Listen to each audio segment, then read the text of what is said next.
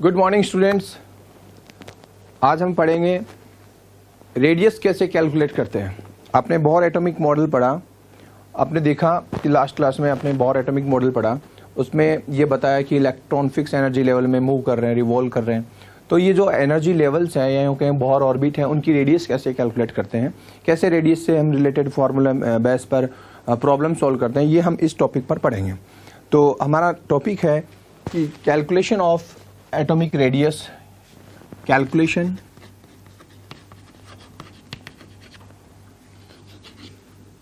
Of radius for Bohr orbit.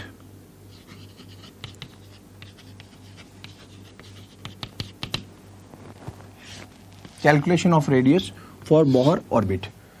देखिए students, ये हमने देखा कि ये न्यूक्लियस है, ठीक है। इस न्यूक्लियस पर एक फिक्स एनर्जी लेवल में इलेक्ट्रॉन रिवॉल्व कर रहे हैं। इन ट्रैक्स को जहां इलेक्ट्रॉन रिवॉल्व कर रहे हैं उसको हमने क्या नाम दिया था, सेल या एनर्जी लेवल या बोहर ऑर्बिट। तो ये कितने डिस्टेंस पर है, ये रेडियस, यहाँ से यहाँ तक की जो डिस्टेंस है उसको हम क्या बोलते हैं, रेडियस। ये रेडियस हमको कैलकुलेट करनी है। तो कैसे कैलकुलेट करेंगे, चलिए सबसे पहले इसके लिए हम फॉर्मूला डिराइव करते हैं। तो सबसे पहले देखिए ये न्यूक्लियस, इस ट्रैक पर इलेक्ट्रॉन रिवॉल्व कर रहे हैं, ठीक है। आपको पता है जब इलेक्ट्रॉन एक फिक्स एनर्जी लेवल पर एक ट्रैक पर जब रिवॉल्व करता है तो उस पर दो अपोजिट फोर्स अप्लाइड होते हैं, एक तो बाहर की तरफ, एक अंदर की तरफ, सेंट्रीपिटल और सेंट्रीफ्यूगल। इन दोनों की वैल्यू इक्वल है। तो यहीं से हम स्टार्ट करते हैं। जो अंदर की तरफ है उसको कोलम्बिक अट्रैक्शन या न्यूक्लियर अट्रैक्शन बोल रहे हैं, उसकी वैल्यू क्या है, ZE² अपॉन R², और बाहर की तरफ है MV² अपॉन R। ये दो अपोजिट फोर्स हैं, इनकी वैल्यू इक्वल है एक दूसरे की अपोजिट डायरेक्शन में।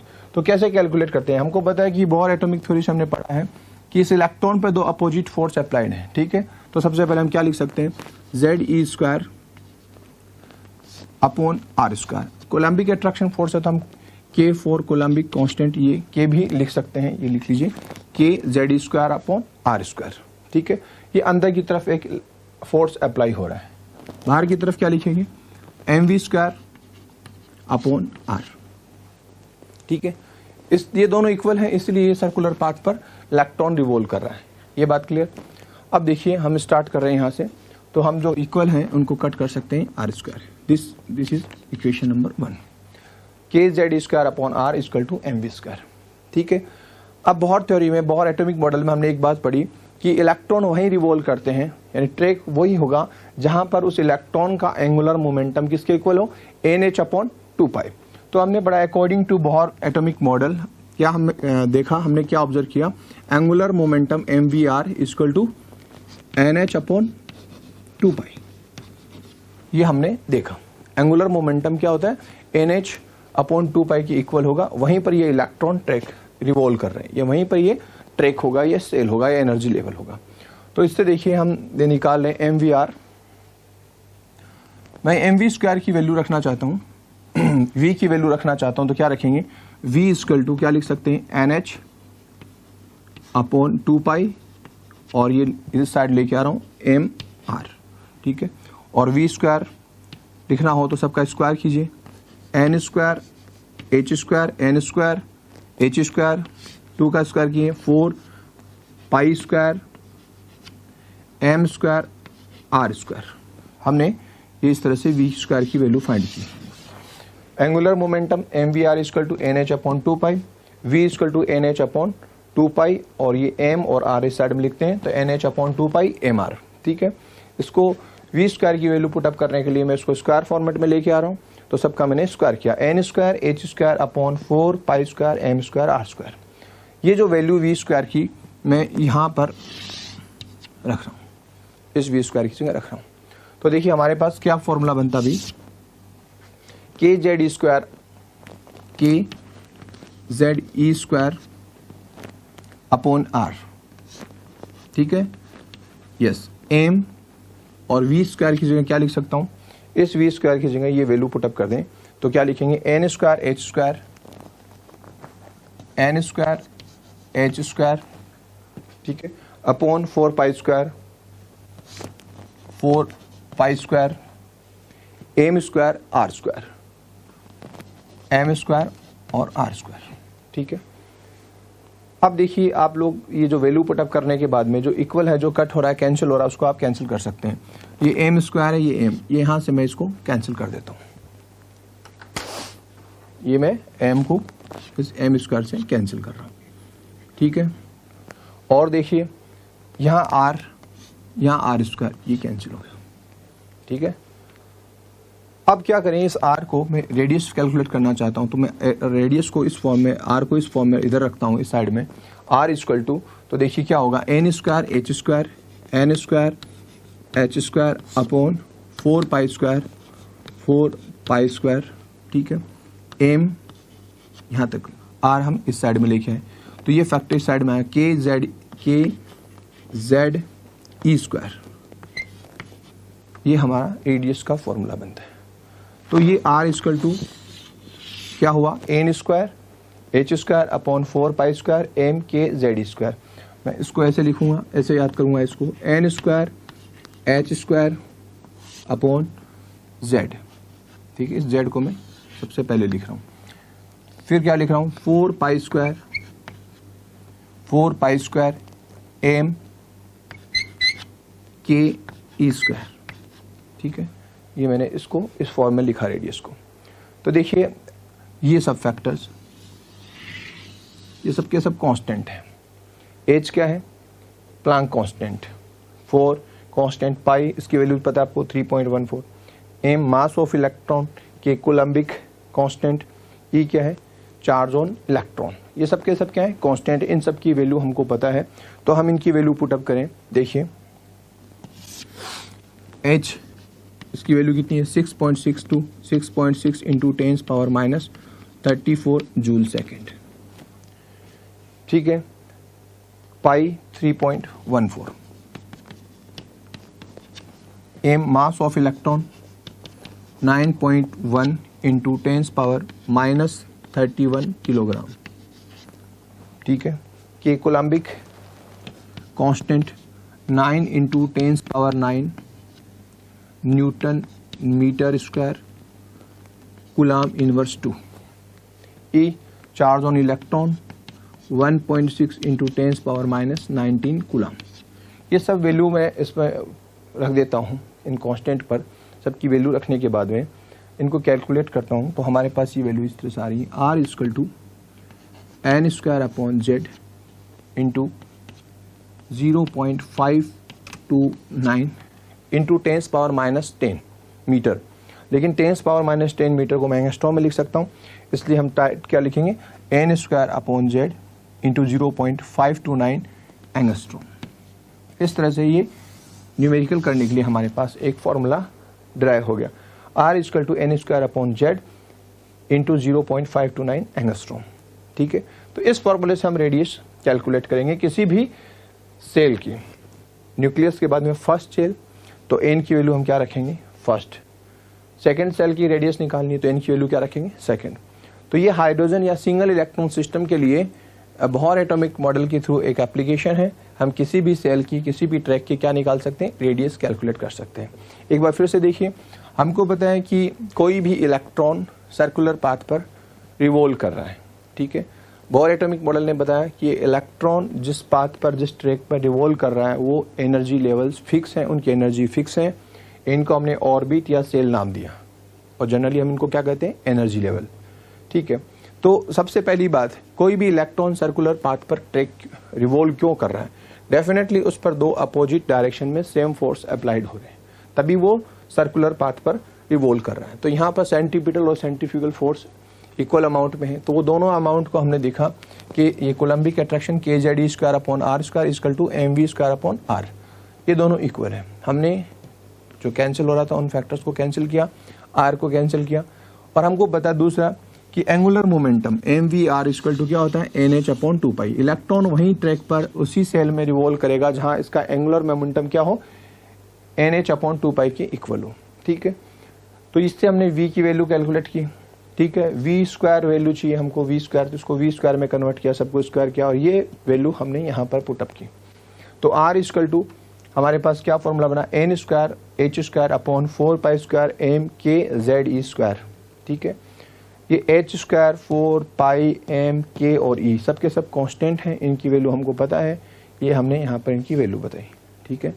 इन वैल्यूज को आपने यहाँ पुटअप किया, इनको कैलकुलेशन किया, तो क्या है हमारे पास 0.529 एंगस्ट्रॉम, और ये एन स्क्वायर और जेड स्क्वायर फॉर्मूले में एज इट इज रखा, तो r equal to n square upon z into 0.529 angstrom, ये हमारे पास रेडियस कैलकुलेट करने का एक फॉर्मूला बन गया है।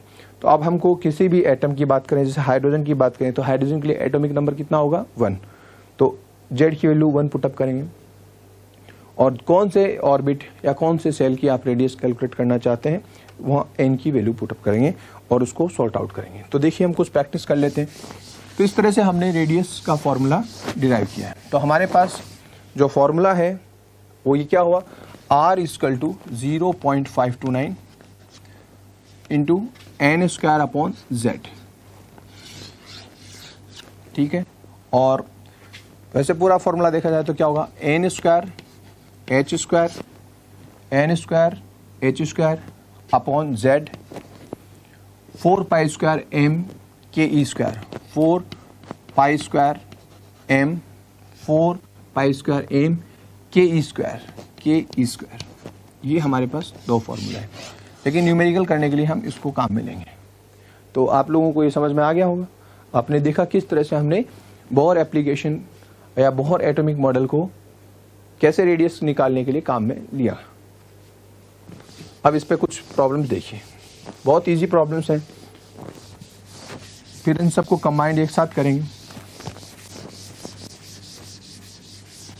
चलिए आप लोगों को मैं एक प्रॉब्लम दे रहा हूँ। सबसे इजी प्रॉब्लम्स ये है कि हाइड्रोजन एटम की बात करते हैं, उसके फर्स्ट सेल की रेडियस क्या होगा, सिंपल सा है। तो देखिए हमारे पास रेडियस इक्वल टू क्या है 0.529 into n square upon z, ठीक है। आपको फर्स्ट सेल की R1 उसकी रेडियस कैलकुलेट करनी 0.529, ये फर्स्ट सेल की बात करते तो फर्स्ट का स्क्वायर अपॉन हाइड्रोजन एटम की बात करते तो हाइड्रोजन के लिए एटॉमिक नंबर कितना होता है 1 होता है, तो ये उसकी रेडियस कितनी रहेगी 0.529 एंगस्ट्रॉम, ये हाइड्रोजन के फर्स्ट सेल की रेडियस है, ठीक है। अब सेकंड सेल की बात करते हैं, हाइड्रोजन के सेकंड सेल की, तो जेड तो सबके लिए कांस्टेंट रहने वाला है, तो क्या सेकंड सेल की जो रेडियस होगी 0.529 इंटू सेकंड, जो सेकंड की बात कर रहा था एन की वैल्यू आपने क्या रखा 2 और उसका स्क्वायर, यानी फर्स्ट सेल से कितना टाइम ज्यादा है 4 टाइम ज्यादा, तो आप क्या लिखेंगे 0.529 इंटू 4, इतना एंगस्ट्रॉम। तो आप देख सकते हैं कि जो सेकंड सेल की रेडियस है हाइड्रोजन के फर्स्ट सेल रेडियस से कितना टाइम ज्यादा है, कितना गुना ज्यादा है 4 टाइम ज्यादा है, ठीक है।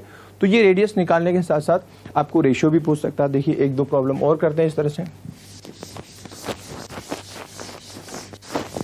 क्वेश्चन क्या है कि हाइड्रोजन के फर्स्ट सेकंड और थर्ड रेडियस रेशियो क्या होगा, हाइड्रोजन की तीनों शेल के रेडियस रेशियो क्या होगा। ये अपना सेकंड क्वेश्चन क्या है कि हाइड्रोजन एटम की बात कर रहे हैं, जैसे हाइड्रोजन एटम, ठीक है, इसके फर्स्ट सेकंड और थर्ड बोहर ऑर्बिट्स की रेडियस का रेशियो क्या होगा, ठीक है। तो इसके लिए हम जनरली ऐसे नहीं करते कि तीनों को अलग अलग रेडियस निकालेंगे फिर रेशियो निकालेंगे। तो आप सिंपल देखिए ऐसे प्रॉब्लम्स के लिए क्या करेंगे, फर्स्ट सेल सेकंड सेल और थर्ड सेल तीनों की रेडियस रेशियो निकालनी है। हमारे पास फॉर्मूला क्या है आपके माइंड में रहना है 0.529 इंटू एन स्क्वायर, ये फर्स्ट इसका स्क्वायर, जेड की वैल्यू तो 1 रखनी है, ठीक है। ये क्या होगा 0.529 सेकंड सेल की बात कर रहा है और थर्ड सेल 0.529 और थर्ड सेल की बात कर रहा है, जेड की वैल्यू सब में 1 है, ठीक है। तो सिंपल है, उनको आप कट कीजिए।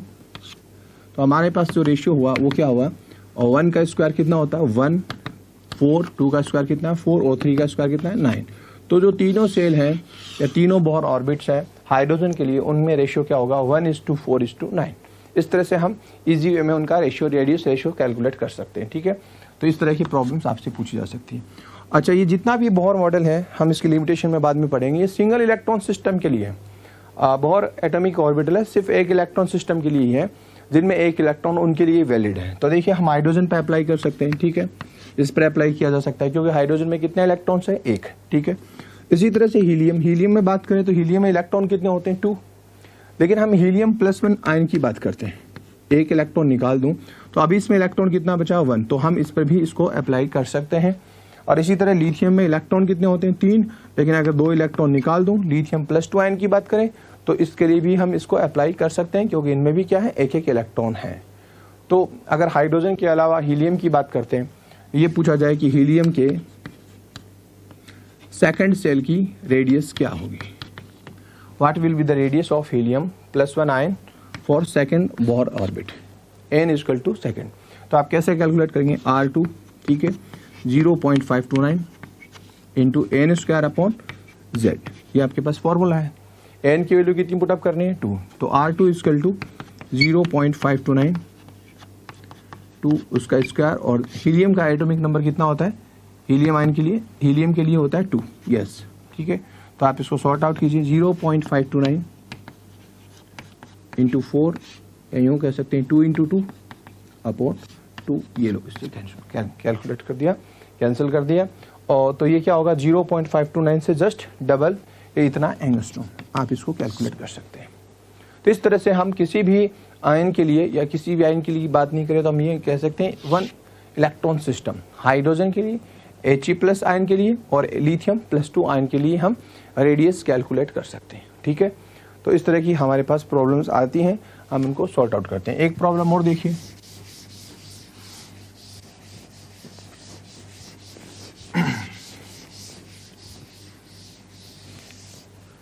क्वेश्चन क्या है, हाइड्रोजन के लिए फर्स्ट सेल, ठीक, हीलियम + आयन के लिए सेकंड सेल के लिए, और लिथियम +2 आयन की थर्ड सेल की रेडियस का रेशियो क्या होगा। फिर देखिए क्वेश्चन क्या है, हाइड्रोजन की फर्स्ट सेल की रेडियस, ठीक है, तो आप फॉर्मूला लिख दीजिए 0.529 n² इन फर्स्ट सेल की बात कर रहा है, और हाइड्रोजन का एटॉमिक नंबर कितना होता है 1, ठीक है। चलिए इसकी रेडियस का ये हो गया वैल्यू, हीलियम +1 की सेकंड सेल की तो 0.529, ओके, और कौन से सेल की बात कर रहा है सेकंड, तो 2², और हीलियम का एटॉमिक नंबर कितना होता है 2, ये लो हीलियम का सेकंड सेल की रेडियस। और लिथियम के लिए 0.529 थर्ड सेल की पूछ रहा है, तो n की वैल्यू 3 रखी, 3², और लिथियम का एटॉमिक नंबर कितना होता है 3, तो इन तीनों की रेडियस रेशियो ही होगा। तो हम इसको कैंसिल कर सकते हैं, 2 ठीक है, ये 3 दो बार एक एक हमने इसको कट कर दिया, और ये हमारा कट हो गया। तो हमारा सिंपल रेशियो क्या हुआ 1:2:3। तो हीलियम हाइड्रोजन की फर्स्ट सेल, हीलियम आयन की सेकंड सेल की रेडियस और लिथियम आयन की थर्ड सेल की रेडियस का रेशियो क्या होगा 1:2:3 होगा, ठीक है। तो आपसे पूछे कि हीलियम आयन की सेकंड सेल है, उसकी रेडियस हाइड्रोजन आयन के हाइड्रोजन आयन के फर्स्ट सेल की रेडियस से कितना टाइम्स बड़ा होगा, तो 2 टाइम्स बड़ा होगा। अगर इसका 1 एंगस्ट्रॉम है तो ये कितना होगा 2 एंगस्ट्रॉम, अगर ये 0.5 एंगस्ट्रॉम है तो ये कितना हो जाएगा 1 एंगस्ट्रॉम। रेशियो क्या रहेगा 1:2 होगा। इस तरह के स्टेटमेंट भी पूछ सकते हैं कि ये इससे 2 टाइम्स ज़्यादा होगा, इन दोनों का रेशियो 2:3 होगा। कैसे भी करके ये आप लोगों को रेडियस रेशियो निकालना आना चाहिए, जिससे कोई भी छोटे मोटे प्रॉब्लम्स आप सॉर्ट आउट कर सकते हैं, ठीक है। तो ये तो बात रही रेडियस की। अब हम बात करते हैं एनर्जी की।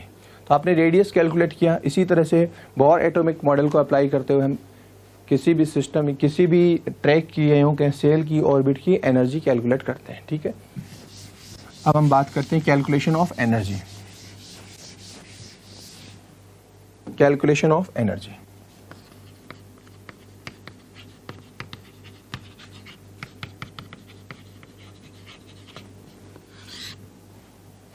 देखिए स्टूडेंट्स, इलेक्ट्रॉन जिस ट्रैक में, जिस बोहर ऑर्बिट में रिवॉल्व कर रहा है, तो उसमें 2 तरह की एनर्जी होती है, काइनेटिक एनर्जी और पोटेंशियल एनर्जी। तो जो टोटल एनर्जी होगी, total energy E equal to वो 2 एनर्जी का सम होगी। कौन कौन सी, kinetic energy plus potential energy, ये आप लोगों को ध्यान रखनी है। टोटल एनर्जी इलेक्ट्रॉन की है जिस ट्रैक में वो घूम रहा है, वो 2 एनर्जी के सम के इक्वल होगा, एक तो काइनेटिक एनर्जी और एक पोटेंशियल एनर्जी के इक्वल होगा, ठीक है। आप लोगों को पता होना चाहिए कि काइनेटिक एनर्जी क्या होती है। काइनेटिक एनर्जी 12 mv², ठीक है। और इलेक्ट्रॉन जो चार्ज पार्टिकल है उसके लिए पोटेंशियल एनर्जी क्या होगी -k z square upon r, ये पोटेंशियल एनर्जी होती है। ठीक है, तो काइनेटिक एनर्जी की वैल्यू क्या होगी, half m v square plus potential energy की वैल्यू क्या रखेंगे, minus z square upon r, और ये कॉलम के लिख दें, coulombic constant k z square upon r, ये क्या है, इसकी पोटेंशियल एनर्जी। ओके, अब देखिए हम जानते हैं कि आपने बोर एटॉमिक मॉडल पढ़ा, एंगुलर मोमेंटम देखा आपने, m v r equal to क्या होता है, बोलिए एन एच अपॉन 2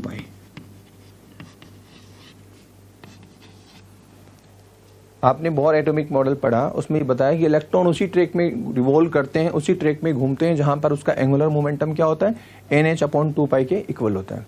तो ठीक है, इससे हमने एम वी आर जो एंगुलर मोमेंटम है उससे हमको ये वैल्यू फाइंड करनी है, या यूँ देखिए और ज़्यादा बेटर रहेगा। इसके अलावा हम ये यूँ कहें कि जो इलेक्ट्रॉन है उस पर दो तरह के अपोजिट फोर्सेज अप्लाई होते हैं, सेंट्रीपिटल और सेंट्रीफ्यूगल। तो हम यूँ भी लिख सकते हैं जो m v square upon r equal to क्या होता है, k z square upon r square. ठीक है, तो इससे डायरेक्ट हम वैल्यू फाइंड कर लेंगे। तो m v square equal to क्या होगा, z square, m v square equal to क्या हो सकता है, जेड स्क्वायर। ये वैल्यू हम यहाँ एम वी स्क्वायर की जगह लिख सकते हैं। ठीक है, तो हमारे पास एनर्जी, टोटल एनर्जी क्या होगी, जो काइनेटिक एनर्जी थी 1/12 m v square, m v square की जगह मैं क्या लिख सकता हूँ, के जेड स्क्वायर, ठीक है, अपॉन आर। ये यहां से मैंने पूरी वैल्यू रख दी इस जगह पर। ठीक है, एम वी स्क्वायर को हमने इस फॉर्मूले से क्या लिख सकते हैं, के जेड स्क्वायर अपॉन आर, के जेड स्क्वायर अपॉन आर, ये काइनेटिक एनर्जी लिख दी। ठीक है, प्लस माइनस क्या हो गया, माइनस, तो क्या लिखा, के जेड स्क्वायर अपॉन आर, ये पोटेंशियल एनर्जी। अब देखिए ये के जेड स्क्वायर जो पोटेंशियल एनर्जी है, काइनेटिक एनर्जी को उसी फॉर्मेट में लेके आया, लेकिन ये इससे जस्ट क्या है, हाफ। तो हमारे पास जो फॉर्मूला बन गया वो क्या हुआ, टोटल एनर्जी इक्वल टू क्या लिख सकते हैं, ये full 1 z square upon r है और ये इसका हाफ है, तो क्या बचा, माइनस हाफ, इसको सॉर्ट आउट करेंगे तो क्या होगा, के जेड स्क्वायर अपॉन आर। ये हमारा एनर्जी का फॉर्मूला बन के तैयार हुआ, इक्वेशन नंबर 2। फिर देखिए किसी भी इलेक्ट्रॉन की टोटल एनर्जी क्या है, उसकी काइनेटिक एनर्जी और पोटेंशियल एनर्जी का सम होता है। काइनेटिक एनर्जी होती है हाफ एम वी स्क्वायर, ठीक है, और पोटेंशियल एनर्जी इलेक्ट्रॉन के लिए क्या है, माइनस के जेड स्क्वायर अपॉन आर। ये वैल्यू मैंने यहाँ रखा, ये टोटल एनर्जी।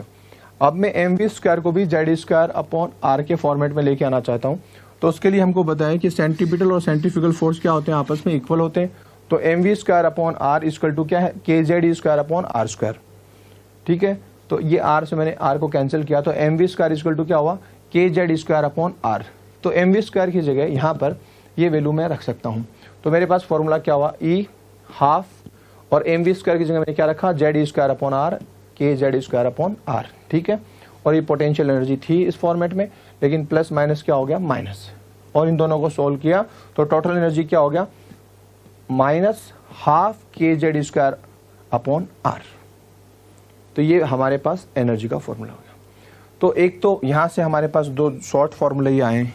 पहले देखिए कि जो टोटल एनर्जी है, ये टोटल एनर्जी और काइनेटिक एनर्जी आपस में एक दूसरे के क्या, यही पहले कहीं पोटेंशियल एनर्जी और काइनेटिक एनर्जी एक दूसरे के क्या, पोटेंशियल एनर्जी का हाफ क्या होता है, काइनेटिक एनर्जी होती है। ठीक है, और दूसरा ये टोटल एनर्जी है, टोटल एनर्जी वो क्या है, किसके इक्वल है, पोटेंशियल एनर्जी के हाफ के इक्वल है। तो यूँ लिख सकते हैं, हमारे पास दो शॉर्ट फॉर्मूला आगे जो आगे आपके न्यूमेरिकल में काम आएंगे।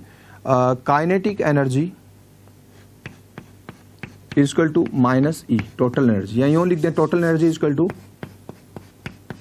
Minus kinetic energy.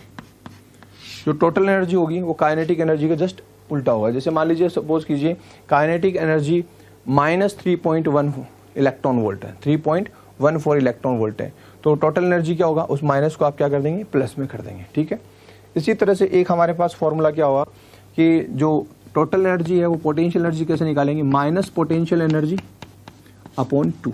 इस तरह से हम टोटल एनर्जी फाइंड आउट कर लेंगे। इन पर प्रॉब्लम बाद में करेंगे। अभी हम कैलकुलेशन कर रहे हैं किसी भी ट्रैक, किसी भी ऑर्बिट की टोटल एनर्जी कैसे फाइंड करेंगे। तो यहाँ पर आर की वैल्यू रखनी है। आर आपने कुछ देर पहले फाइंड किया था। आर इक्वल टू क्या होता है, n square h square upon z 4 pi square m k e square. ये वैल्यू हम यहाँ पर पुट करेंगे, ठीक है। तो देखिए क्या बनता है हमारे पास, e equal to minus half k z square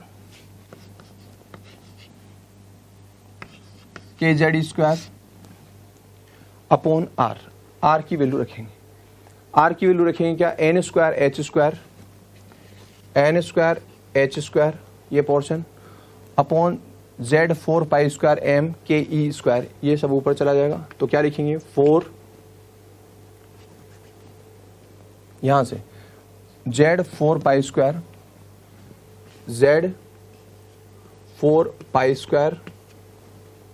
m k ई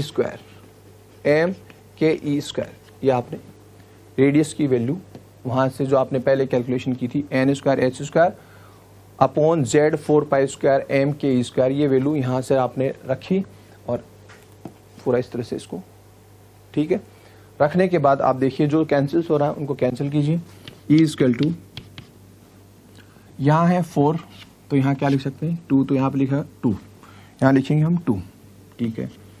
और देखिए क्या कैंसिल हो रहा है, ये के दोनों मिलकर के क्या बनने, के स्क्वायर, ठीक है। तो आप इसको सॉर्ट आउट करेंगे, माइनस के ई इक्वल टू माइनस 2, ये फिगर आपने 4 से 2 से डिवाइड किया तो क्या 2 पाई स्क्वायर और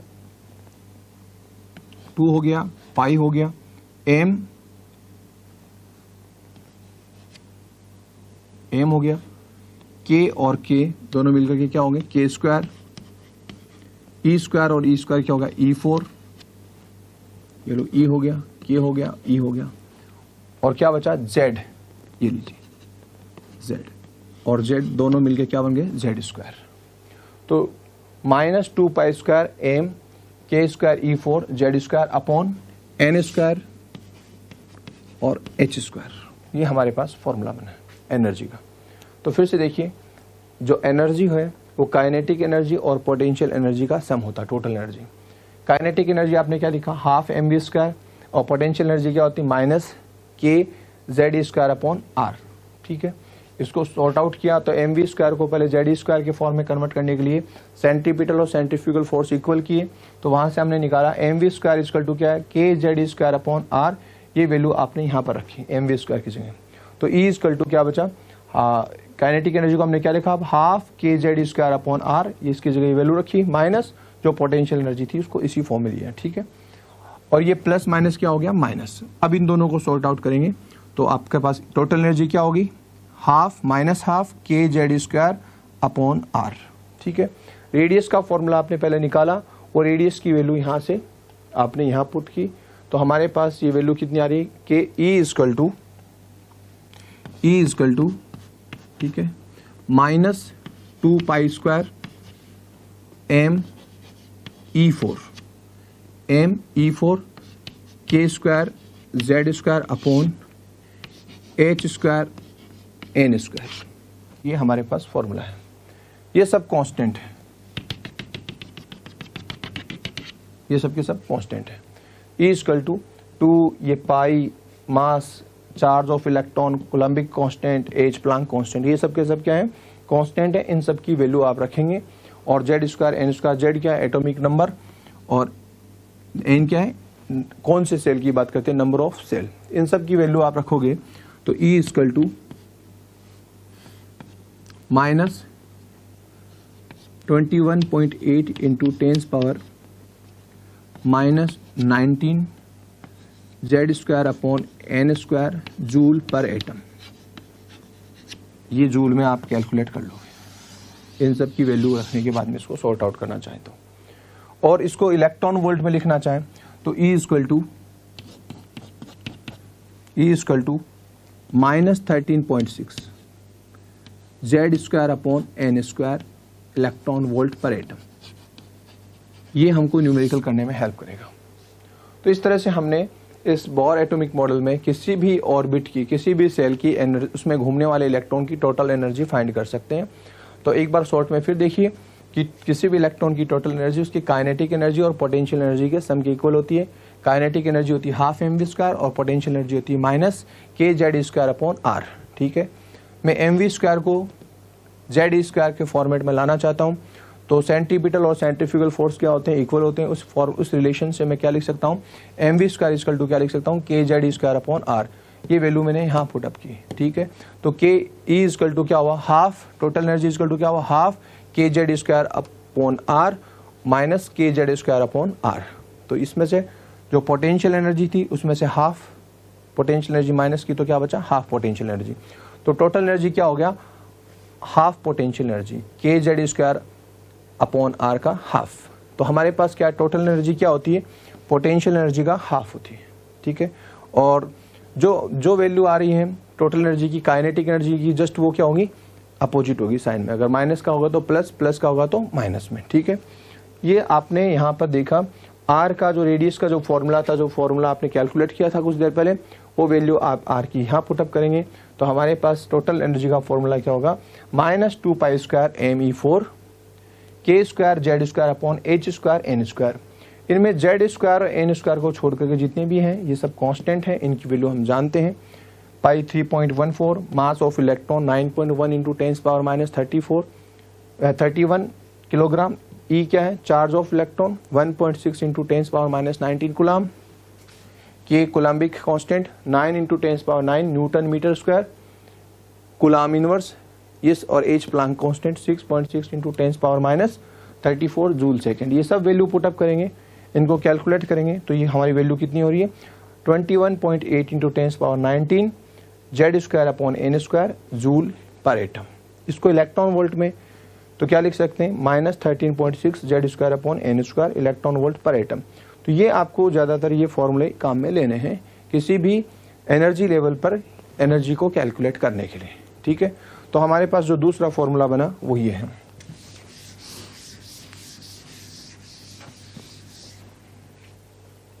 एनर्जी इक्वल टू -13.6 z²/n²। या टोटल फॉर्मूला क्या हो, E इक्वल टू बोलिए -2π² me4 2π² me4 k² z²/h² और n²। ये सब कांस्टेंट था, इनकी वैल्यू हमने रखी तो ये इतनी वैल्यू बनी थी। इस तरह से हमने एनर्जी निकाली। अब देखिए इस पर न्यूमेरिकल कैसे बनते हैं, कैसे आप अलग अलग एनर्जी लेवल पे एनर्जी कैलकुलेट करते हैं। इस तरह से हमने कुछ क्वेश्चंस देखने हैं।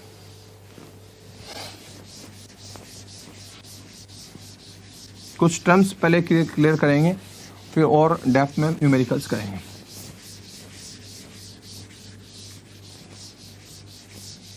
तो देखिए स्टूडेंट्स, सिंपल क्वेश्चन है कि हाइड्रोजन एटम की बात कर लेते हैं। ये जितने भी फॉर्मूला हमने डिराइव किए हैं वो सिंगल इलेक्ट्रॉन सिस्टम पर बेस्ड है। ठीक है, सिंगल इलेक्ट्रॉन सिस्टम जिसमें एक इलेक्ट्रॉन होगा उन्हीं पर अप्लाई करते हैं। ठीक है, हाइड्रोजन की बात करते हैं। हाइड्रोजन के जैसे फर्स्ट सेल की एनर्जी आपको फाइंड करनी है, टोटल एनर्जी आपको फाइंड करनी है। ठीक है, तो आप कैसे फाइंड करेंगे, आपके पास फॉर्मूला क्या है, अगर इलेक्ट्रॉन वोल्ट में फाइंड करना चाहते हैं तो -13.6 z²/n²। ठीक है, आप वैल्यू पुटअप कीजिए 13.6। हाइड्रोजन के लिए एटॉमिक नंबर कितना, 1, और कौन सी सेल की बात करते हैं, 1 की, तो फर्स्ट स्क्वायर। तो आपका जो फॉर्मूला है उससे एनर्जी आपने कैलकुलेट की वो कितनी आएगी, -13.6 इलेक्ट्रॉन वोल्ट। ठीक है, अब हाइड्रोजन की बात करते हैं कि सेकंड सेल की एनर्जी, सेकंड सेल की एनर्जी क्या होगी। तो आप क्या होंगे, एन की जगह क्या रख देंगे, आप 2 रखेंगे। सेकंड सेल की बात करता है तो 2 का स्क्वायर, यानी आप इसमें किससे डिवाइड करेंगे, 4 से डिवाइड करेंगे। ठीक है, तो -3.4 इलेक्ट्रॉन वोल्ट पर एटम। ठीक है, तो फर्स्ट सेल की बात कर रहे थे तो -13.6 थी, सेकंड सेल की बात करें तो -3.1 इलेक्ट्रॉन वोल्ट पर एटम। तो फर्स्ट और सेकंड में देखा जाए तो कौन से एनर्जी लेवल पर एनर्जी ज़्यादा होगी। पहले -13.6 था, अभी -3.4 है, तो -3.4 ज़्यादा होता है -13.6 के कंपेरेटिवली। तो सेकंड सेल पे एनर्जी लेवल क्या हो गया, और ज़्यादा हो गया, क्योंकि वैल्यू सब माइनस में है। और थर्ड लेवल पे बात करेंगे तो क्या करेंगे, 3 रख करके इसका स्क्वायर करेंगे, यानी 9 से डिवाइड करेंगे, तो वैल्यू और कम आएगी। ठीक है, तो जैसे जैसे सेल बढ़ेंगे वैसे वैसे क्या होगा, एनर्जी लेवल बढ़ता जाएगा। ठीक है, ये न्यूक्लियस है, इस तरह से जैसे जैसे सेल बढ़ेगा n इक्वल टू 1 2 3 4 इस तरह से। तो हाइड्रोजन के केस में पहले सेल की कितनी थी, -13.6, देन कितनी आई -3.4, इस तरह से और कम आती जाइए। और एक इन्फिनाइट लेवल पर एनर्जी कितनी होती है, 0 इलेक्ट्रॉन वोल्ट पर एटम होती है।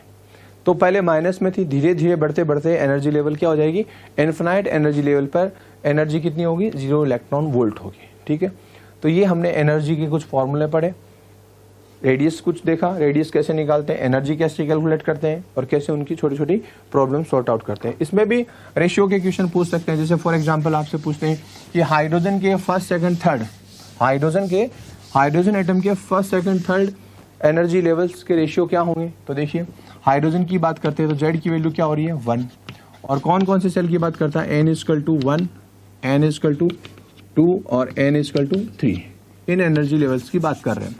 तो रेशियो इसका हम क्या लिख सकते हैं, E1, इसको क्या लिख सकते हैं E2, और इसको क्या लिख सकते हैं E3। आपके पास फॉर्मूला क्या है, -13.6 जेड स्क्वायर, जेड की वैल्यू क्या होगी सबके लिए, हाइड्रोजन के लिए 1, तो 1 स्क्वायर, और ये n स्क्वायर की वैल्यू यहाँ पर क्या होगी 1, फर्स्ट सेल की बात कर रहे हैं। इधर देखिए -13.6, ठीक है, जेड स्क्वायर वही रहेगा क्योंकि हाइड्रोजन की बात कर रहे हैं, 1 रखेंगे, और अभी सेकंड सेल की बात करते हैं तो सेकंड सेल ही होगा। ठीक है, और इसमें देखिए -13.6 जेड वही रहेगा क्योंकि हाइड्रोजन की बात कर रहे हैं, और एन कौन सी सेल की बात कर रहा है, इस बार थर्ड सेल की बात कर रहे हैं, इसलिए क्या लिखेंगे थर्ड स्क्वायर। तो अब इसमें जो सिंपल जो इक्वल है उनको आप कट कीजिए, ये सब कट हो गया, कैंसिल हो गया। तो हमारे पास जो अभी रेशियो है 1:1, 1/1, रेशियो 1/4, 2 का स्क्वायर कितना होता है 4, और 3 का स्क्वायर कितना होता है 9, 1/9, ये हमारे पास रेशियो आ गया। अब इसको सिंपल करने के लिए, सॉर्ट करने के लिए क्या कीजिए, इन सबको देखिए एलसीएम लीजिए, ठीक है, उसको मल्टीप्लाई कीजिए सबसे, तो 36 इंटू 1/1 रेशियो, 36 इंटू 1/4 और 36 इंटू 1/9। ठीक है, तो अब आप देखिए क्या होगा, सिंपल रेशियो क्या होगा 36, इसको सॉर्ट आउट कीजिए कितना है 9, और इसको सॉर्ट आउट कीजिए कितना है 4। तो जो हमारा रेशियो था जो इस फॉर्मेट में था 1/1:1/4:1/9, अब इसको सीधा कर लिया तो कितना रेशियो होगा 36:9:4। ठीक है, ये हमारा सिंपल रेशियो। तो हाइड्रोजन के फर्स्ट, सेकंड और थर्ड सेल का एनर्जी लेवल देखा जाए तो क्या होगा 36, 9 और 4 होगा। इस तरह से आप उनका रेशियो कैलकुलेट कर सकते हैं। ठीक है, और देखिए एक रेशियो पूछ सकते हैं एनर्जी का,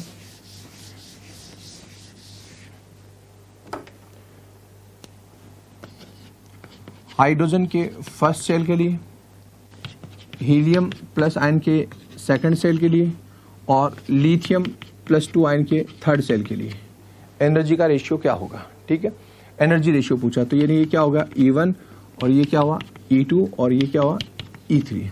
ठीक, इसके लिए आपको पता है जेड की वैल्यू क्या होगी, हाइड्रोजन के लिए जेड इक्वल टू क्या होता है 1, यहाँ पर जेड की वैल्यू कितनी होगी 2, और यहाँ पर जेड की वैल्यू कितनी होगी 3। लिथियम का एटॉमिक नंबर कितना होता है 3। तो देखिए सीधा फॉर्मूला लिखिए -13.6 z square upon n square. हमारे पास ये फॉर्मूला याद रखना, Z square upon n square. Z की वैल्यू कितनी है 1 स्क्वायर, और कौन सी सेल की बात कर रहे हैं 1, तो आप क्या लिखोगे 1 स्क्वायर। ठीक है, अच्छा हीलियम की बात करते हैं तो -13.6, ओके, जेड स्क्वायर, जेड की वैल्यू कितनी है 2, और सेल भी कौन से की बात कर रहा है, सेकंड सेल की बात करता है 2 स्क्वायर। ठीक है, और लिथियम के लिए बात करते हैं -13.6, इसका एटॉमिक नंबर कितना होता है 3 स्क्वायर अपॉन, और सेल भी कौन सा है थर्ड सेल है, तो 3 स्क्वायर। तो ये देख रहे हैं हाइड्रोजन के लिए n की वैल्यू क्या है, n की वैल्यू 1, z की वैल्यू भी कितनी है 1, तो 1 स्क्वायर अपॉन 1 स्क्वायर। ठीक है, हीलियम के लिए सेकंड सेल की बात कर रहे हैं, n की वैल्यू कितनी है 2, z की वैल्यू भी हीलियम के लिए कितनी होती है 2, हीलियम आयन के लिए। ठीक है, तो 2 स्क्वायर अपॉन 2 स्क्वायर। इधर लिथियम के लिए देखिए कौन से सेल की बात कर रहा है, थर्ड सेल की एनर्जी की बात कर रहा है, और एटॉमिक नंबर कितना होता है लिथियम प्लस 2 आयन के लिए 3, तो 3 स्क्वायर अपॉन 3 स्क्वायर। तो देखिए सब ये इक्वल जो भी हैं वो कैंसिल कर रहे हैं। 1 स्क्वायर अपॉन 1 स्क्वायर इसकी वैल्यू कितनी होती है 1, 2 स्क्वायर अपॉन 2 स्क्वायर इसकी वैल्यू कितनी होती है 1, और 3 स्क्वायर अपॉन 3 स्क्वायर की वैल्यू कितनी होती है 1। तो इस तरह से सिंपल रेशियो क्या होगा 1:1:1। तो हाइड्रोजन के फर्स्ट सेल की एनर्जी, हीलियम प्लस आयन के सेकंड सेल की एनर्जी और लिथियम प्लस 2 आयन के थर्ड सेल की एनर्जी का रेशियो क्या होगा 1:1:1 होगा, यानी इक्वल होगी। इस तरह से हम सिंपल इनका रेशियो निकाल सकते हैं, ठीक है। तो ये एनर्जी रेशियो होगा। अभी इन एनर्जी रेशियो को आप अलग अलग डिफरेंस फॉर्म में भी पूछ सकते हैं। कैसे पूछेगा वो देखिए।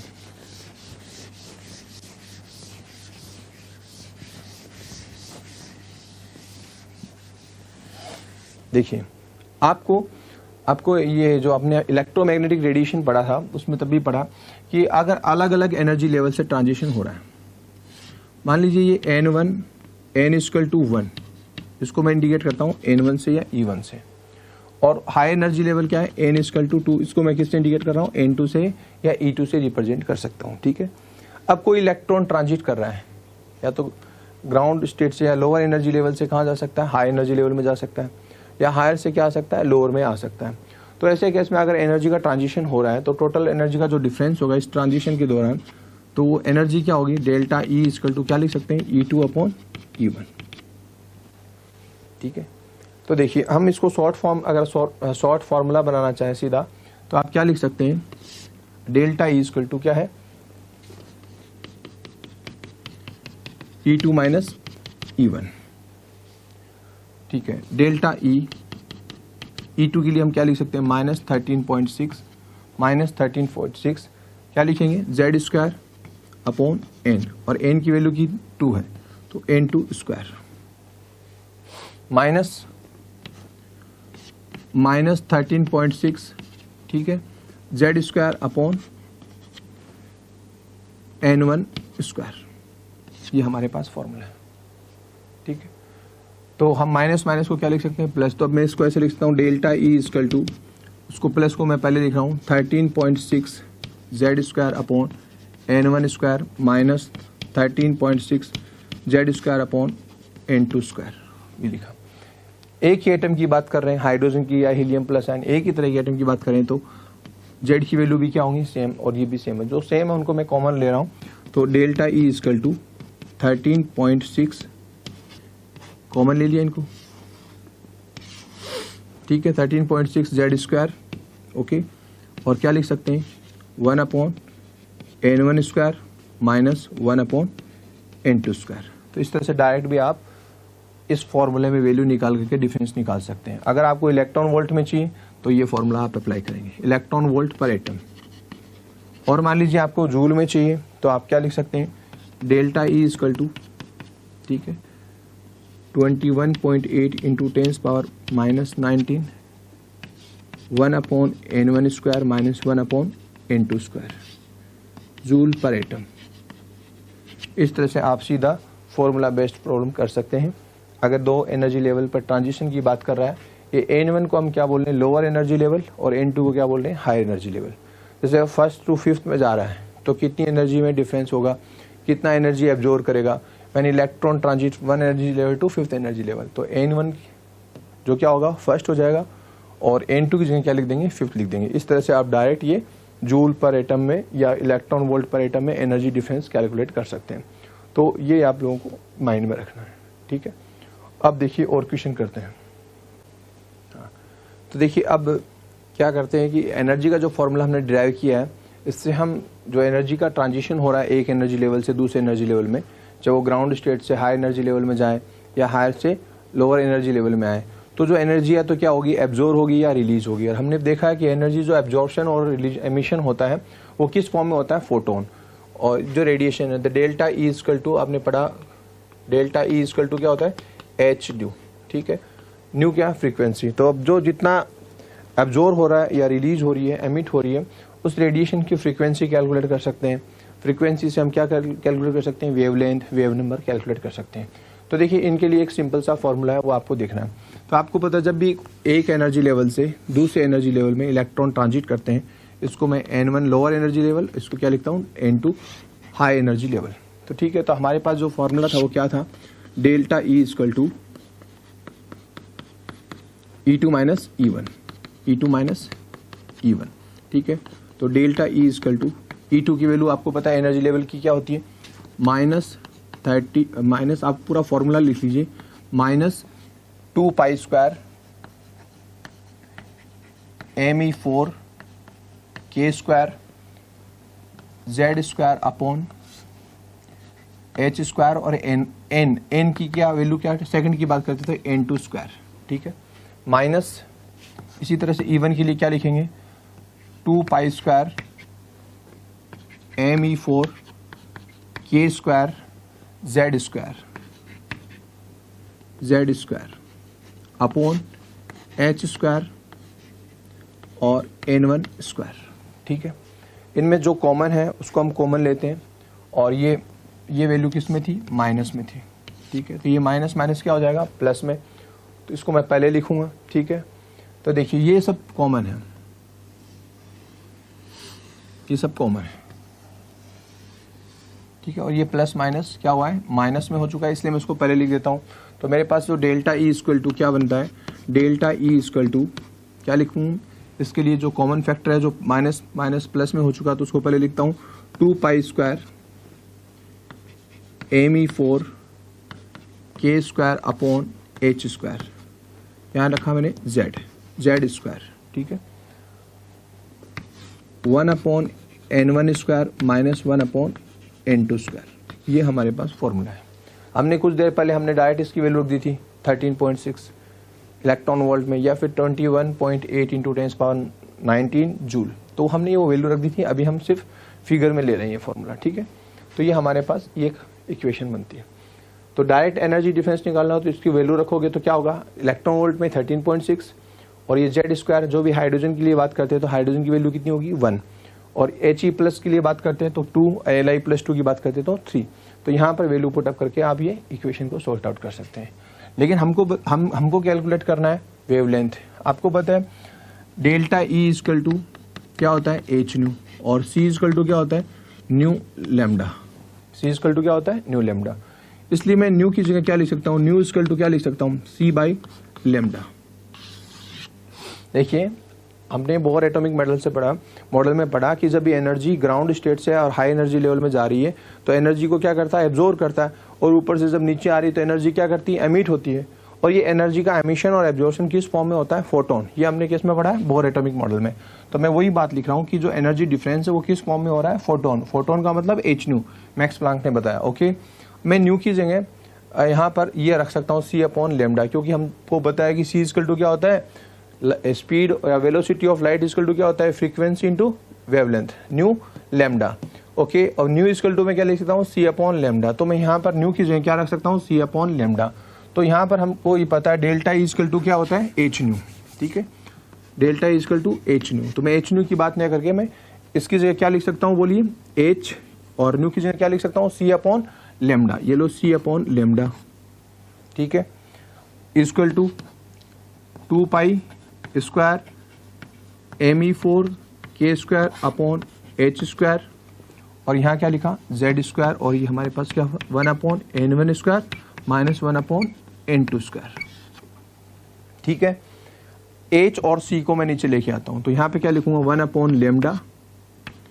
H और C को नीचे लेके आता हूँ तो यहाँ पर क्या होगा, C नीचे आया और H नीचे आया, तो क्या होगा, CH क्यूब। तो क्या लिख सकता हूँ मैं, 2 pi square Me4 K square, ठीक है, CH क्यूब, C ये नीचे आया, C, H नीचे आया, तो क्या हो गया, CH cube into Z square 1 upon N1 square minus 1 upon N2 square. ठीक है, ये सब कांस्टेंट है, इन सब की वैल्यू मैं रख सकता हूँ। ठीक है, इस सब कांस्टेंट को इकट्ठा हम बोल सकते हैं रिडबर्ग कांस्टेंट। क्या बोलेंगे इसको, Rydberg constant.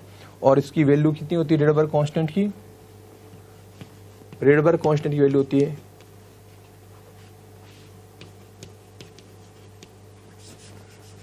109,678 centimetre inverse. 109,678 centimetre inverse. ठीक है, तो यहाँ पर मैं इसकी जगह से क्या लिख सकता हूँ, रेडबर्ग कांस्टेंट। तो हमारे पास जो फॉर्मूला बनेगा वो ये बनेगा 1/λ equal to Rydberg constant z square 1/n1 square minus 1/n2 square. ठीक है, चाहे तो इसकी वैल्यू रख सकते हैं 1/λ इक्वल टू 109,678 सेंटीमीटर इनवर्स में है, याद रखना सेंटीमीटर इनवर्स। और ये atomic number Z square 1/n1 square minus 1/n2 square. इस तरह से हम किसी भी ट्रांजिशन के दौरान, जब भी ट्रांजिशन हो रहा है, तो जो रेडिएशन रिलीज हो रही है, जो एब्जॉर्ब हो रही है, उसका क्या कैलकुलेट कर सकते हैं, वेवलेंथ कैलकुलेट कर सकते हैं। 1/λ की वैल्यू मान लीजिए 10 आ रही है। ठीक है, तो लेमडा की वैल्यू कितनी होगी 0.1। जस्ट उसको रेसिप्रोकल कीजिए, उल्टा कीजिए। और आपको पता है 1/λ क्या होता है, वेव नंबर न्यू बार। तो आपको अगर वेव नंबर पूछता है तब आप इस फॉर्मूले से डायरेक्ट निकाल लीजिए। 1/λ पूछता है तो 1/λ की जो भी वैल्यू आ रही है जस्ट उसको उल्टा कीजिए, आपको लेमडा की वैल्यू मिल जाएगी। तो देखिए हमने सबसे पहले क्या सीखा, एनर्जी कैसे, टोटल एनर्जी कैसे फाइंड करते हैं, ये हमने सीखा। डायरेक्ट फिर हमने फॉर्मूला लिखा डेल्टा ई, दोनों का डिफरेंस निकाल सकते हैं। ठीक है, और फिर हम इस एनर्जी ट्रांजिशन के दौरान क्या वेवलेंथ वाली एनर्जी या रेडिएशन रिलीज हो रही है वो हम लिख सकते हैं। ठीक है, मैं नीचे लिख दूँ, एनर्जी देखा हमने, टोटल एनर्जी फाइंड करना सीख लिया, एनर्जी डिफरेंस फाइंड करना सीख लिया, वेवलेंथ निकाल सकते हैं, वेवलेंथ निकाल सकते हैं तो फ्रीक्वेंसी भी निकाल सकते हैं और वेव नंबर भी निकाल सकते हैं। इस तरह से इन फॉर्मूला से हम क्या कर सकते हैं, किसी भी ट्रांजिशन का, कोई भी इलेक्ट्रॉनिक ट्रांजिशन हो रहा हो तो कितनी रेडिएशंस, कितनी एनर्जी एब्जॉर्ब होगी या रिलीज होगी, उन सब की हम वेवलेंथ, फ्रीक्वेंसी, एनर्जी डिफरेंस, ये सब कैलकुलेट कर सकते हैं। तो ये हमारे पास फॉर्मूला है। तो इन फॉर्मूला को एक बार मैं थोड़ा शॉर्ट में फिर लिख देता हूँ, आप लोगों को याद रखना है। जो हमारे कंपटीशन में जो काम आ रहे हैं वो सब फॉर्मूला में लिख देता हूँ आप लोगों को। वो ये इतना डिटेल्स में जाने की जरूरत नहीं, हमने ये पढ़ा है कि कैसे डिराइव किया है। ये डेरिवेशंस आपने जो देखी हैं उनके अलावा अब आपको शॉर्ट में याद रखना है। तो सबसे पहले क्या याद रखना है वो मैं बता देता हूँ आप लोगों को। आपको पता है E इक्वल टू क्या होता है, एच न्यू। ठीक है, ये नॉर्मल फॉर्मूला है, लेकिन हम एनर्जी डिफरेंस की बात करेंगे इसलिए हम क्या लिखेंगे, delta E equal to h nu. ये डिफरेंस जब ट्रांजिशन होगा तो वो किस फॉर्म में होगा, delta E equal to h nu. इतना ट्रांजिशन होगा तो इतनी एनर्जी रिलीज होगी और वो उस फोटोन्स की वैल्यू क्या होगी, एच न्यू। अब देखिए कितने फोटोन्स, ये एक फोटोन्स की बात करते हैं। अगर आपको बहुत से फोटोन्स की बात करें, एक फोटोन, दो फोटोन, तीन फोटोन, तो हम यहाँ लिख सकते हैं एन एच न्यू। ठीक है, तो एक फोटोन की वैल्यू एच न्यू है तो दो की क्या होगी, 2 एच न्यू। तीन की होगी तो क्या, एन की वैल्यू क्या रखेंगे, 3 एच न्यू। ठीक है, तो आपको एक तो फॉर्मूला ये याद रखना, delta E equal to n h nu. N क्या है, कितने नंबर ऑफ फोटोन्स। ठीक है, अगर एक फोटोन की बात करें तो एन की वैल्यू क्या रखेंगे, 1। एक बात तो आपको ये याद रखनी है। दूसरी आपको पता है कि C equal to nu lambda, C equal to nu lambda. ये हमने पहले इलेक्ट्रोमैग्नेटिक रेडिएशन में पढ़ा है। ठीक है, अभी आज हमने एनर्जी के जो फॉर्मूले पढ़े हैं उनमें क्या है, एनर्जी, टोटल एनर्जी क्या है, माइनस काइनेटिक एनर्जी। एक ये याद रखना है, एक total energy equal to minus potential energy upon 2। ठीक है, ये याद रखना है। और एनर्जी का जो फॉर्मूला है कैसे निकालें, अगर जूल में बात करते हैं तो minus 21.8 into 10 power minus 19 z square upon n square, joule per atom, joule per atom. दूसरा एनर्जी के लिए इलेक्ट्रॉन वोल्ट में निकालना चाहें तो कैसे निकालेंगे, minus 13.6 z square upon n square electron volt per atom. ठीक है, ये आपको एनर्जी निकालना है। ठीक है, इसके अलावा आप एनर्जी डिफरेंस निकालना चाहें डायरेक्ट, डेल्टा E, तो आप क्या लिख रहे थे, अगर आप जूल में लेना चाहें तो ये फिगर और इलेक्ट्रॉन वोल्ट में लेना चाहें तो ये फिगर, तो plus 13.6 z square 1/n1 square minus 1/n2 square. n1 क्या है, lower energy level, lower energy level.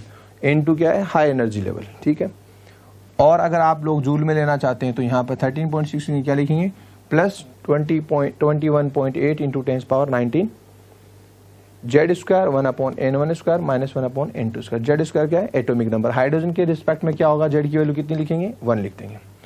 और अब आप लोगों को अगर वेवलेंथ चाहिए या वेव नंबर चाहिए, न्यू बार इक्वल टू 1/λ। अगर इसकी वैल्यू चाहिए आप लोगों को तो आप कैसे फाइंड आउट करेंगे? Rydberg constant r. तो आप या तो डायरेक्ट वैल्यू याद रखो,